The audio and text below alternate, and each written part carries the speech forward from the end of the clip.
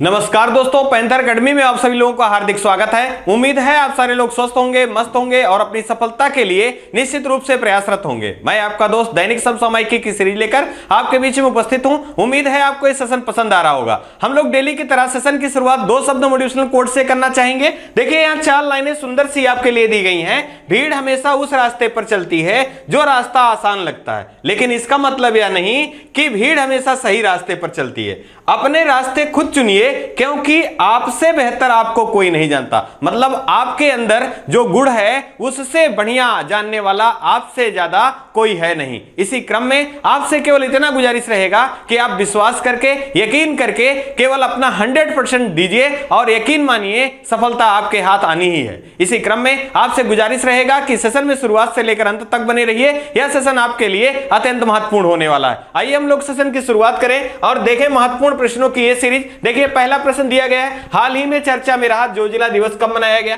देखिए विकल्प दिया गया, पहला 1 नवंबर, दूसरा 31 अक्टूबर, तीसरा 16 अक्टूबर, चौथा 11 अक्टूबर। यहां जो हमारा सही विकल्प होगा मित्रों, विकल्प नंबर ये सही होगा। प्रतिवर्ष 1 नवंबर को जोजिला दिवस के रूप में मनाया जाता है। अब दिवस से महत्वपूर्ण प्रश्न लगभग परीक्षाओं में बनते हैं, तो यहां पर जो अन्य विकल्प दिए गए हैं अगर उनके बारे में हम देखें तो हमारे लिए लाभकारी सिद्ध होगा। अगर बात करें 31 अक्टूबर की तो 2014 से राष्ट्रीय एकता दिवस मनाया जाता है। यह किसकी स्मृति में मनाया जाता है? तो सरदार वल्लभ भाई पटेल जी की स्मृति में मनाया जाता है। अगर हम बात करें भारत के पहले उप प्रधानमंत्री, साथ ही साथ पहले गृह मंत्री, और अगर हम बात करें यहां पर के रूप में किसे चुना गया था तो सरदार वल्लभ भाई पटेल जी को चुना गया था। अगर बात कर ले मौलिक अधिकारों की समिति के अध्यक्ष के रूप में किसे चुना गया था तो सरदार वल्लभ भाई पटेल जी को चुना गया था। यहां से एक प्रश्न पूछा जाता है बार बार कि सरदार वल्लभ भाई पटेल जी को सरदार की उपाधि कब प्राप्त हुई थी? तो 1928 ईस्वी में बारदौली सत्याग्रह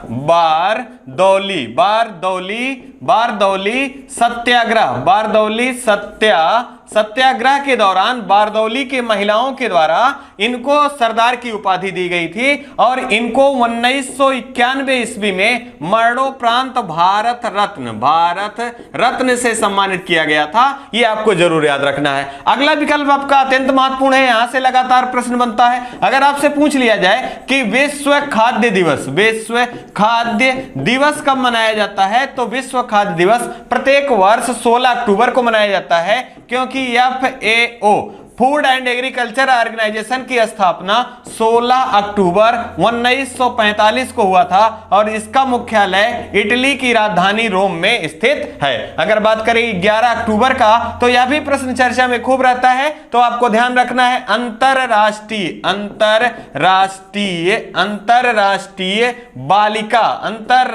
बालिका दिवस कब मनाया जाता है तो 11 अक्टूबर को। अगर यही आपसे कह दिया जाए कि राष्ट्रीय बालिका दिवस कब मनाया जाता है तो राष्ट्रीय बालिका दिवस आपका 24 जनवरी को मनाया जाता है, आपको ध्यान रखना है। साथ ही साथ अगर यहीं देखें राष्ट्रीय महिला दिवस कब मनाया जाता है तो राष्ट्रीय महिला दिवस 13 फरवरी को मनाया जाता है सरोजिनी नायडू जी के जयंती के उपलक्ष्य में। अगर हम बात करें अंतरराष्ट्रीय महिला दिवस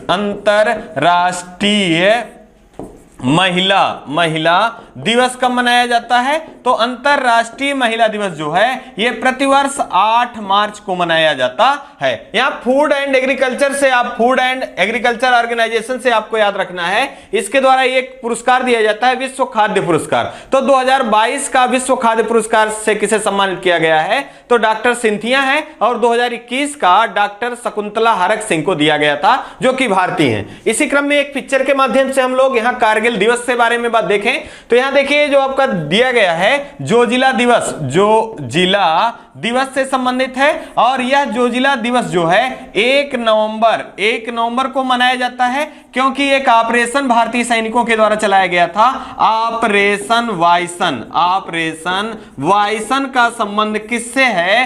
तो यह 1948 ईस्वी में भारतीय सैनिकों के द्वारा कारगिल साथ ही साथ द्रास और जोजिला स्थलों पर विजय के दौरान एक ऑपरेशन चलाया गया था, जिसका नाम रखा गया था ऑपरेशन बाइसन। और इसी के उपलक्ष्य में प्रतिवर्ष 1 नवंबर को जोजिला दिवस के रूप में मनाया जाता है। उस दौरान यह कारगिल का अभिन्न हिस्सा, उस दौरान यह जम्मू कश्मीर का हिस्सा था। लेकिन वर्तमान समय में जोजिला जो है दोस्तों, ये लद्दाख जो केंद्र शासित प्रदेश है, इसके हिस्से के रूप में जाना जाता है। आइए इसी क्रम में हम लोग अगला प्रश्न देख लें। अत्यंत महत्वपूर्ण प्रश्न दिया गया है और यह प्रश्न लगातार परीक्षा से बना रहता है, क्योंकि आपसे डायरेक्ट प्रश्न पूछ लिया जाता है कि हाल ही में चर्चा में रहा Collins dictionary word of the year के रूप में किसे चुना गया है। तो आप यहां शब्द को जरूर ध्यान देंगे कि ये किसके अनुसार है, कॉलिंस डिक्शनरी। अब यहां ध्यान दें, हमारा विकल्प जो दिया गया है, पहला वैक्स दिया गया है, दूसरा परमा क्राइसिस दिया गया है, तीसरा एंजाइटी दिया गया है, चौथा कोविड-19 दिया गया है। यहां जो सही विकल्प होगा विकल्प नंबर बी। आपको याद रखना है कि कॉलिंस डिक्शनरी के द्वारा वर्ड ऑफ द ईयर कौन सा है, तो परमा क्राइसिस है। अब इसका अर्थ क्या है, तो उतार चढ़ाव वाला समय या उतार चढ़ाव भरा समय। हाल ही में हम लोगों ने विश्वव्यापी जो महामारी कोविड के नाम से संबंधित था, इसके बारे में जनजीवन काफी प्रभावित हुआ है, तो उसी से संबंधित है या पैरा क्राइसिस, उतार और चढ़ाव वाला समय जो है, ये एक वर्ड ऑफ द ईयर के रूप में चुना गया है। और किस डिक्शनरी के द्वारा, तो कॉलिंस डिक्शनरी के द्वारा। हाल ही में चर्चा में रहा है ऑक्सफोर्ड डिक्शनरी। तो आपको यह भी याद रखना है, ऑक्सफोर्ड डिक्शनरी के द्वारा वर्ड ऑफ द ईयर के रूप में किसे चुना गया था, तो वैक्स शब्द जो है दोस्तों, इसे चुना गया था। इसका अर्थ क्या है, काऊ। अगर हम बात करें word children word of the year के रूप में किसे चुना गया था, तो एंजाइटी शब्द जो है, इसे children word of the year के रूप में चुना गया था। ये कुछ महत्वपूर्ण जानकारियां हैं और यहां से डायरेक्ट प्रश्न पूछ लिए जाते हैं। आप इनको ऐसे याद रखें, आपके लिए काफी लाभकारी होंगे। अगला प्रश्न आपका है, हाल ही में गुजरात विधानसभा चुनाव का चुनाव आयोग द्वारा घोषणा किया गया है। गुजरात में विधानसभा की सीटें कितनी है? मतलब आपसे पूछा जा रहा है कि गुजरात में विधानसभा का चुनाव होना है और चुनाव आयोग के द्वारा यहां पर घोषणा किया गया है, और गुजरात राज्य में विधानसभा की टोटल सीटें कितनी है? तो यह देखिए विकल्प दिया गया है, पहला 403, दूसरा 117, तीसरा 182, चौथा 120। जो यहां सही विकल्प हमारा होगा, गुजरात राज्य में जो विधानसभा की सीटें हैं वो कितना है, 182 है। और ये कौन सा विधानसभा का चुनाव है, तो ये 15वां विधानसभा का चुनाव है। और लोक विधानसभा की सीटें कितनी हैं, तो यहां 182 हैं। जबकि लोकसभा की बात की जाए, लोकसभा की सीटें कितनी हैं, तो 26 सीटें जो हैं ये लोकसभा की हैं। अगर हम बात करें वर्तमान में गुजरात के मुख्यमंत्री कौन है, तो भूपेंद्र भाई पटेल जी जो हैं, ये वर्तमान में गुजरात राज्य के मुख्यमंत्री हैं। और आचार्य देवव्रत जी जो हैं, यहां के वर्तमान में राज्यपाल हैं। अगर हम बात करें कि गुजरात राज्य का गठन कब हुआ था, तो 1 मई 1960 ईस्वी को गुजरात राज्य का गठन हुआ था, और इसी दिन महाराष्ट्र राज्य का भी गठन किया गया था। अगर हम बात कर ले गुजरात से कुछ महत्वपूर्ण जानकारियों के रूप में कि डेट कब तक का दिया गया है, तो यह 2 चरणों में चुनाव होगा। पहला यहां आपको ध्यान रखना है, 1 दिसंबर को पहले चरण का चुनाव होगा, और दूसरे चरण का दोस्तों 5 दिसंबर। कब?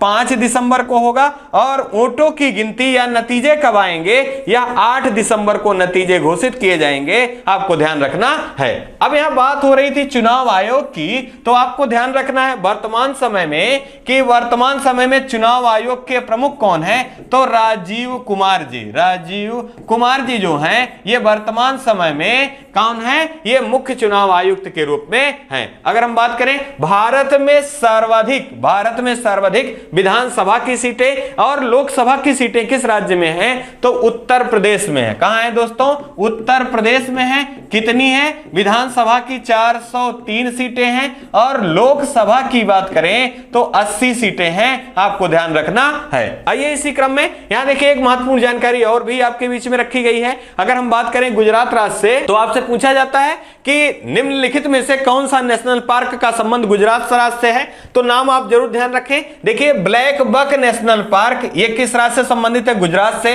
वंसदा नेशनल पार्क गुजरात में, और गिर नेशनल पार्क गुजरात में, और मैरीन नेशनल पार्क कहां स्थित है, ये गुजरात राज्य में स्थित है। अगर हम बात करें, एक प्रश्न बहुत महत्वपूर्ण है, तटीय राज्य पूछा जाता है कि भारत में कितने राज्य हैं जो जिनकी सीमा, तटीय सीमा जो है वो तटीय राज्यों के रूप में जाने जाते हैं, तो 9 राज्य हैं। कौन, कितने राज्य हैं दोस्तों, 9 राज्य हैं, ये भारत के तटीय सीमा से लगे हुए हैं। साथ ही साथ अगर बात की जाए कि सर्वाधिक तटीय सीमा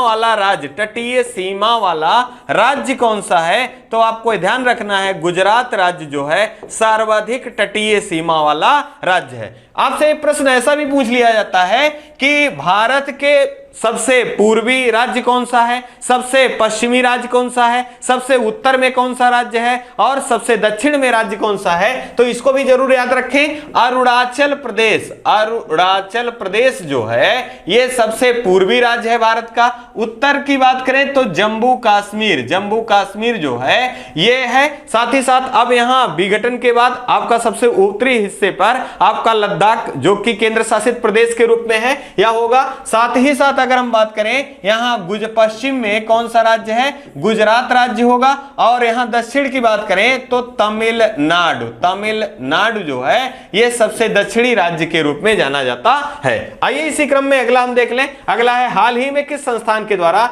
इंटरसेप्टर AD-1 मिसाइल का सफल परीक्षण किया गया। अब आप नाम ध्यान रखेंगे कि इंटरसेप्टर AD-1 जो है मिसाइल ये किस संस्थान के द्वारा प्रारंभ किया गया है या सफल परीक्षण किया गया है, तो दिया गया है इसरो, दूसरा दिया गया DRDO, तीसरा नासा, चौथा रॉसकॉसमॉस। यहां जो हमारा सही विकल्प होगा, विकल्प नंबर बी सही होगा, DRDO के द्वारा इंटरसेप्टर AD-1 मिसाइल का सफल परीक्षण किया गया है। और इसका कार्य क्या है, ये हवा में रक्षा करने में सक्षम कौन है, तो आपको याद रखना है कि इंटरसेप्टर AD-1 जो है ये हवा में रक्षा करने में सक्षम है। और ये किसके द्वारा इसका परीक्षण किया गया, तो DRDO के द्वारा सफल परीक्षण किया गया। अब DRDO से प्रश्न पूछा जाता है कि इसकी स्थापना कब हुई थी, तो 1 जनवरी 1958 ईस्वी में इसकी स्थापना की गई थी। इसका मुख्यालय कहां है, तो इसका मुख्यालय दिल्ली में है। और वर्तमान में इसके प्रमुख कौन है, डॉक्टर समीर कामत जी जो हैं ये वर्तमान में DRDO के प्रमुख हैं जी सतीश रेड्डी जी के स्थान पर। अगर हम बात करें इसका ध्येय वाक्य क्या है, तो आपको याद रखना है बलस मूलम विज्ञानम जो है इसका ध्येय वाक्य है, आपको ध्यान रखना है। यहां देखिए आपको यहां दिया भी गया है बलस से मूलम विज्ञानम, साथ ही साथ इसका फुल फॉर्म भी पूछ लिया जाता है, defence research and development organisation जो है इसका फुल फॉर्म है। अगर हम बात करें इसरो के बारे में तो आपको याद रखना है 15 अगस्त 1969 ईस्वी में इसका स्थापना किया गया था। और इसके पहले प्रमुख के रूप में, अध्यक्ष के रूप में विक्रम साराभाई जी थे। साथ ही साथ वर्तमान समय में कौन है, तो आपको याद रखना है डॉक्टर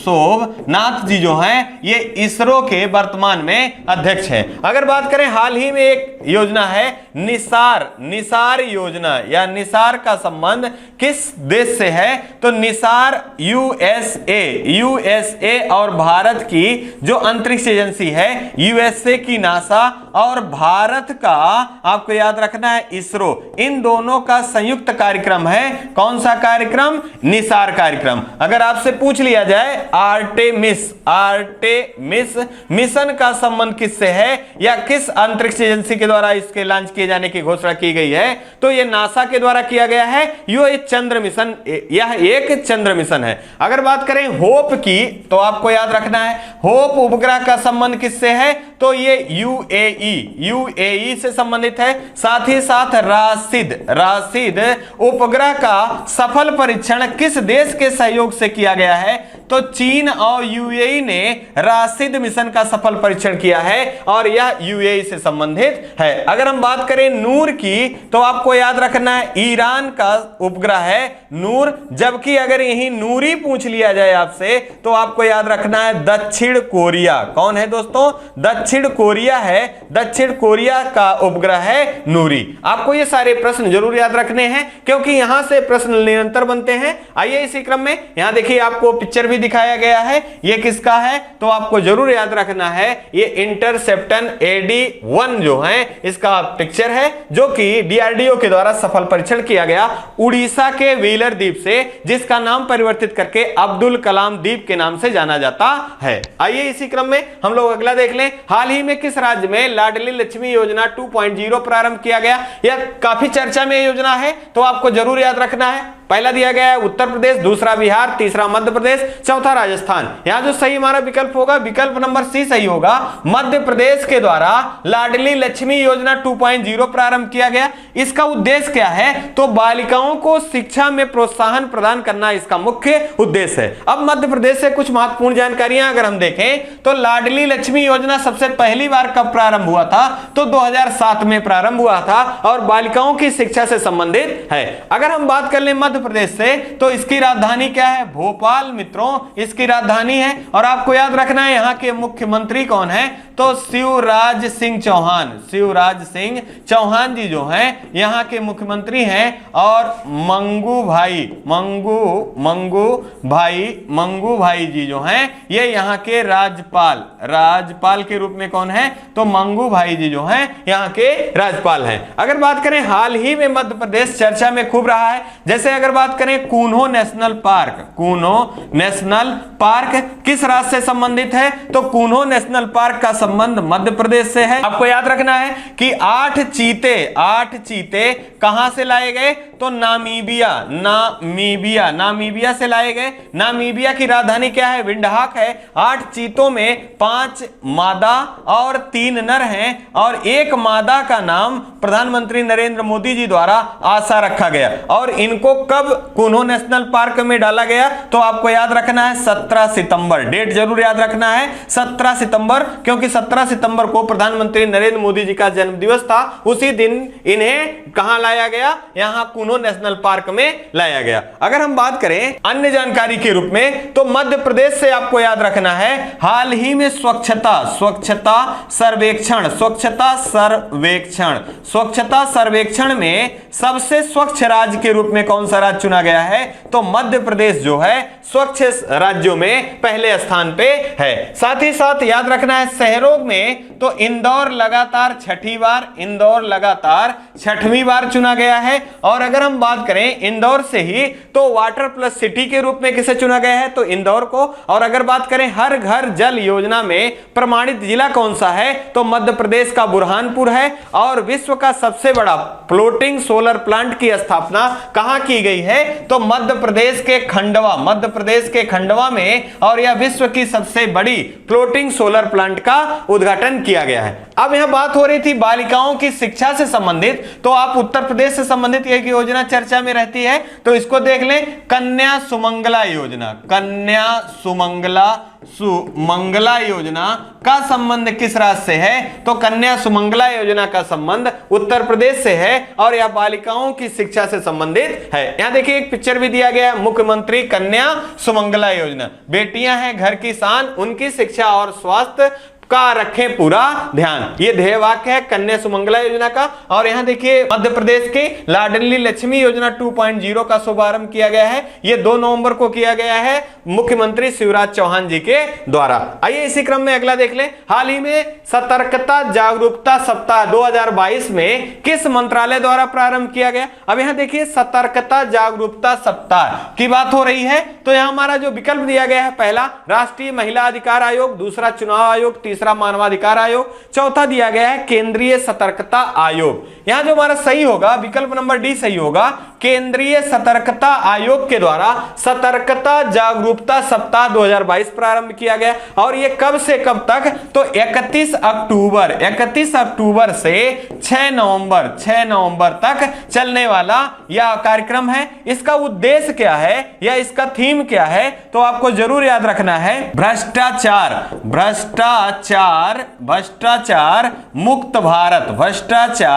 मुक्त भारत जो है इसका थीम है किसका? सतर्कता जागरूकता सप्ताह 2022 का। अगर हम बात करें केंद्रीय सतर्कता आयुक्त के रूप में, तो आपको याद रखना है कि यह किस प्रकार की संस्था है? तो यह वैधानिक संस्था है। या और किस अधिनियम के द्वारा इसे वैधानिक संस्था के रूप में चुना गया है? तो अधिनियम 2003 के अंतर्गत केंद्रीय सतर्कता आयोग को एक वैधानिक संस्था के रूप में निर्गत किया गया। अगर हम बात करें कि वर्तमान में केंद्रीय सतर्कता आयोग के प्रमुख कौन है, तो आपको याद रखना है सुरेश एन पटेल जो हैं ये वर्तमान में केंद्रीय सतर्कता आयोग के रूप में हैं। यहां अन्य आयोग भी दिए गए हैं, जैसे अगर बात करें मानवाधिकार आयोग के बारे में, तो अरुण कुमार मिश्रा जी जो हैं ये कौन है? तो आपको याद रखना है अरुण कुमार मिश्रा जी जो हैं राष्ट्रीय मानवाधिकार आयोग के अध्यक्ष हैं। अगर बात करें चुनाव आयोग की, तो अभी हाल ही में हमने देखा है कि राजीव कुमार जी जो हैं वर्तमान समय में भारत के मुख्य चुनाव आयुक्त हैं। अगर राष्ट्रीय महिला आयोग के बारे में बात करें, तो रेखा शर्मा कौन है मित्रों? रेखा शर्मा जी जो हैं राष्ट्रीय महिला आयोग की अध्यक्ष के रूप में हैं। साथ ही साथ कभी कभी आपसे पूछ लिया जाता है कि पहले कौन थे? तो राष्ट्रीय महिला आयोग की पहली अध्यक्षा के रूप में कौन थी? तो जयंती पटनायक जी थी। साथ ही साथ अगर चुनाव आयोग के बारे में बात करें, तो सुकुमार सेन जी थे। साथ ही साथ महिला के रूप में रमा देवी। यह प्रश्न अत्यंत महत्वपूर्ण है, महिला के रूप में पहली चुनाव आयुक्त के रूप में कौन थी? तो आपको ध्यान रखना है रमा देवी। अगर बात करें चुनाव आयोग की, तो इसका गठन कब किया गया था? तो 25 जनवरी 1950 को किया गया था। और 25 जनवरी को ही मतदाता दिवस मनाया जाता है। आपको ध्यान रखना है मत देने का अधिकार या किस अनुच्छेद में मत देने का अधिकार है? तो आपको ध्यान रखना अनुच्छेद 326 में मताधिकार की बात कही गई है। अगर बात करें भाग कौन सा है, तो भाग 15 में चुनाव आयोग के बारे में बात किया गया है अनुच्छेद 324 में। आइए इसी क्रम में अगला देख लें। यहां देखिए आपको पिक्चर के माध्यम से केंद्रीय सतर्कता आयोग सेंट्रल विजिलेंस कमीशन, इसका फुल फॉर्म है सीवीसी के नाम से भी जाना जाता है। और वर्तमान में इसके अध्यक्ष कौन है? तो सुरेश एन पटेल जी वर्तमान में इसके अध्यक्ष हैं। इसी क्रम में अगर आप देखें तो हाल ही में कुछ नियुक्तियां हुई हैं, जैसे विदेश सचिव के रूप में किसे नियुक्त किया गया है? तो विनय मोहन क्वात्रा जी को विदेश सचिव के रूप में नियुक्त किया गया है। अगर बात करें प्रधान वैज्ञानिक सलाहकार के रूप में किसे नियुक्त किया गया है? तो अजय कुमार सूद जी को प्रधान वैज्ञानिक सलाहकार के रूप में नियुक्त किया गया है। एक संस्था नीति आयोग कई बार चर्चा में रहती है, नीति आयोग के सीईओ के रूप में तो परमेश्वरन अय्यर जी को नियुक्त किया गया है। और अगर हम बात करें सीईओ के रूप में, तो डॉक्टर सुमन बेरी जी जो हैं ये नीति आयोग के उपाध्यक्ष के रूप में हैं। अगर पहला पूछ लिया जाए तो अरविंद पनगड़िया जी नीति आयोग के पहले उपाध्यक्ष के रूप में थे। और इनके अध्यक्ष कौन होते हैं? तो प्रधानमंत्री इनके अध्यक्ष होते हैं। आइए इसी क्रम में अगला देख लें। हाल ही में चर्चा में रहा किस भारतीय राज्य ने नागरिक जुड़ाव और संचार कार्यक्रम प्रारंभ किया गया। यहां देखिए पहला दिया गया मेघालय, दूसरा दिया गया केरल, तीसरा दिया गया आंध्र प्रदेश, चौथा मणिपुर। यहां जो सही हमारा विकल्प होगा, विकल्प नंबर ए सही होगा, मेघालय। मेघालय के द्वारा नागरिक जुड़ाव और संचार कार्यक्रम प्रारंभ किया गया। इसका उद्देश्य क्या है मित्रों? तो सरकारी जो सेवाएं हैं, सरकारी योजनाओं का जन सामान्य तक पहुंच या इसका मूल्यांकन करना, यही इसका मुख्य उद्देश्य है और इसका नाम रखा गया है नागरिक जुड़ाव और संचार कार्यक्रम। यहां बात करें यह किसके द्वारा? तो मेघालय की राजधानी की बात करें तो मेघालय की राजधानी शिलांग है। और आपको ध्यान रखना है कि भारत की नवीनतम राजनीतिक पार्टी कौन है? तो आपको ध्यान रखना है पीपल्स पार्टी जो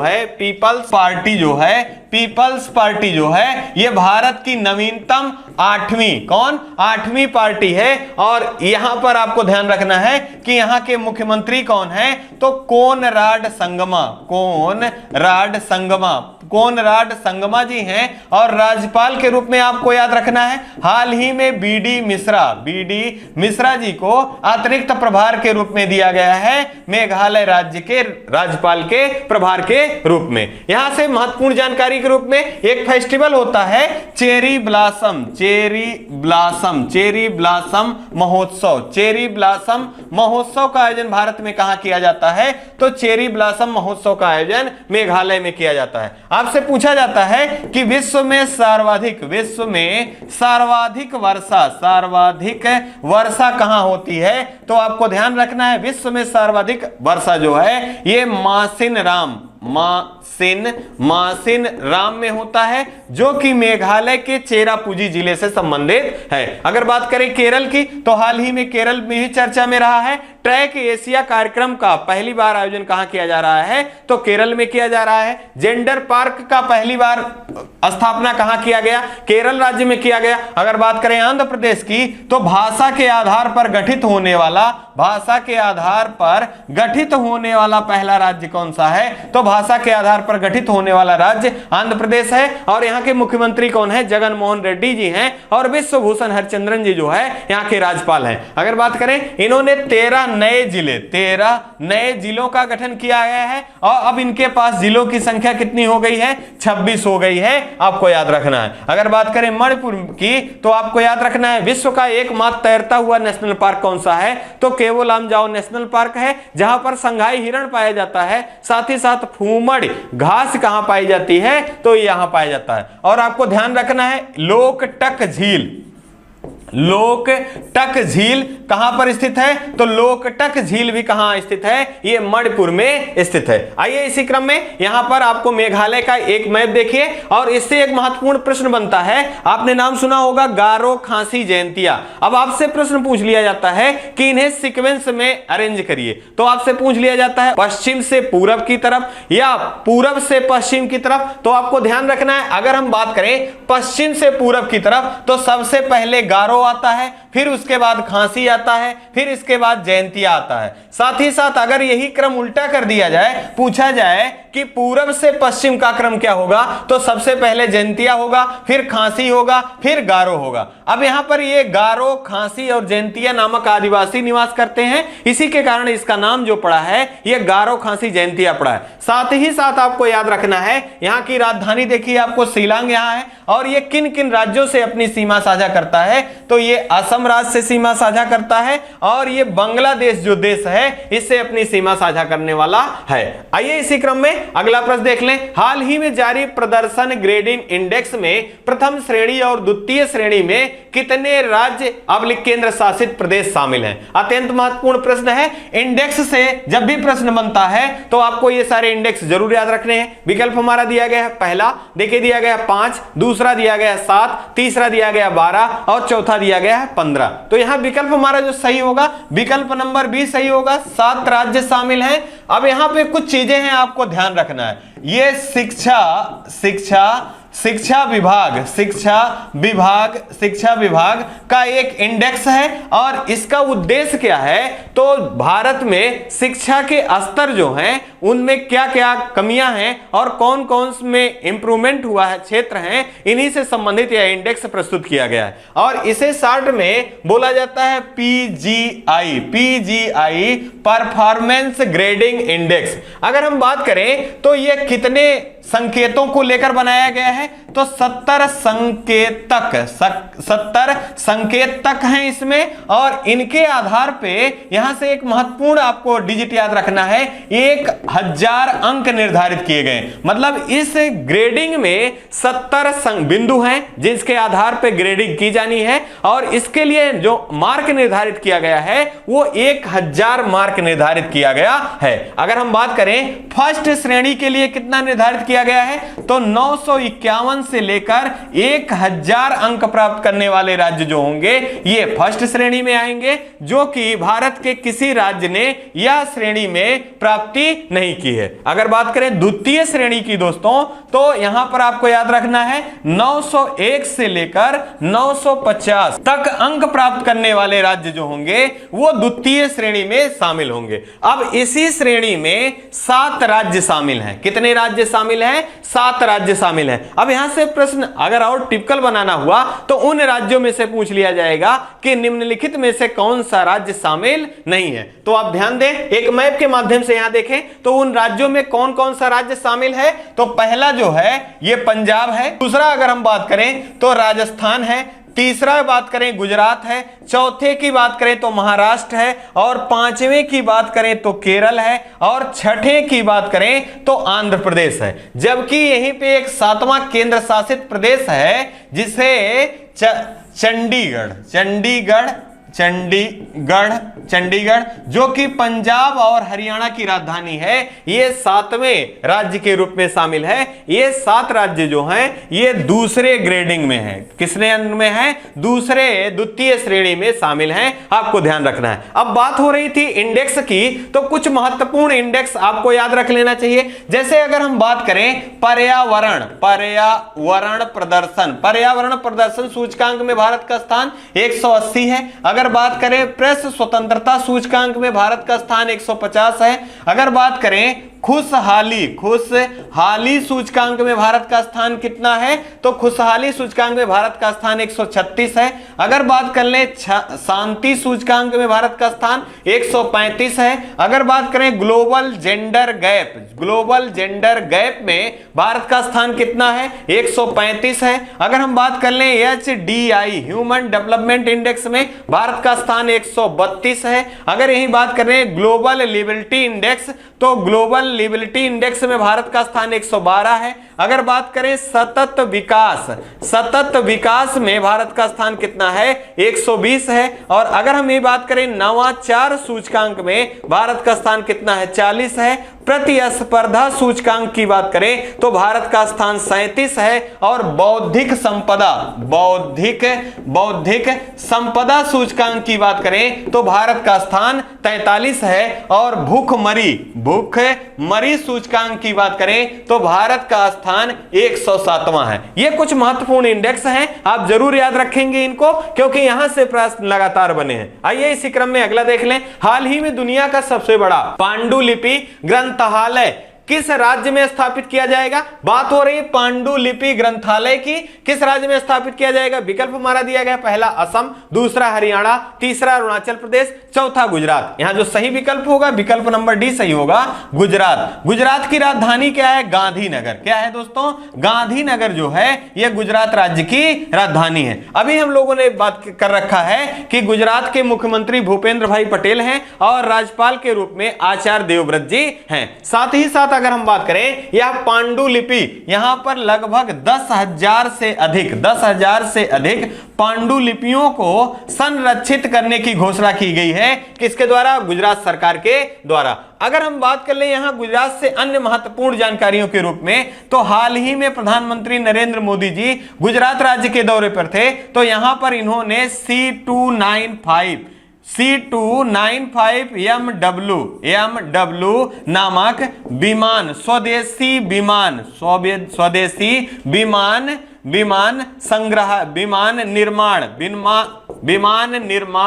निर्माण का आधारशिला रखा है और ये भारत का पहला स्वदेशी विमान होगा जो कि 2026 तक भारत को प्राप्त करने की घोषणा की गई है। अगर हम बात करें हाल ही में सौर ऊर्जा से संचालित भारत का पहला गांव चुना गया है। वो कौन सा गांव है? मोटेरा गांव जो है ये सौर ऊर्जा से संचालित पहला भारत का गांव के रूप में चुना गया है। और यहीं पे प्रधानमंत्री नरेंद्र मोदी जी द्वारा अटल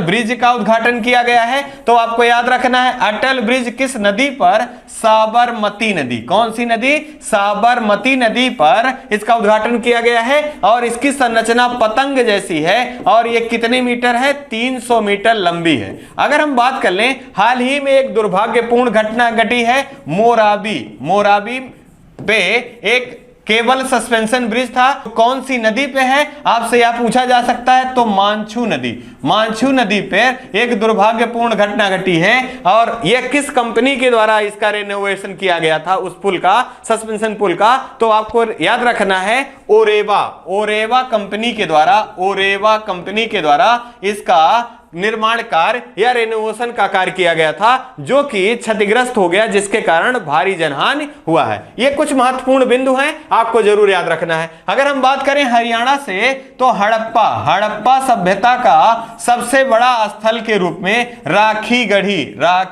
गढ़ी को विकसित किए जाने की घोषणा की गई है हरियाणा में। अगर बात करें असम की तो असम को कामरूप के नाम से जाना जाता था और असम की राजधानी क्या है? दिसपुर जो है असम की राजधानी है। और भारत का नवीनतम राष्ट्रीय उद्यान कौन सा है? तो देहिंग पटकोई राष्ट्रीय उद्यान है जो कि असम राज्य से संबंधित है। आइए इसी क्रम में यहां पांडुलिपि क्या होती है इसका एक प्रतिबिंब आपके सामने रखा गया है, आप इसको जरूर ध्यान रखेंगे। आइए इसी क्रम में इस सेशन के लास्ट प्रश्न को देखें और अत्यंत महत्वपूर्ण है। हाल ही में किन दो भारतीय महिलाओं को पहली बार केंद्रीय रिजर्व पुलिस बल सेक्टर में आईजी बनाया गया है? ये बड़ी उपलब्धि है तो आपको ध्यान रखना है। पहला विकल्प दिया गया है सीमा डूडिया, दूसरा दिया गया है एनी इब्राहिम, तीसरा दिया गया है एवी दोनों, चौथा दिया गया है नल्लाथुम्बी कलाई सेल्वी। यहां जो हमारा सही विकल्प होगा विकल्प नंबर सी सही होगा।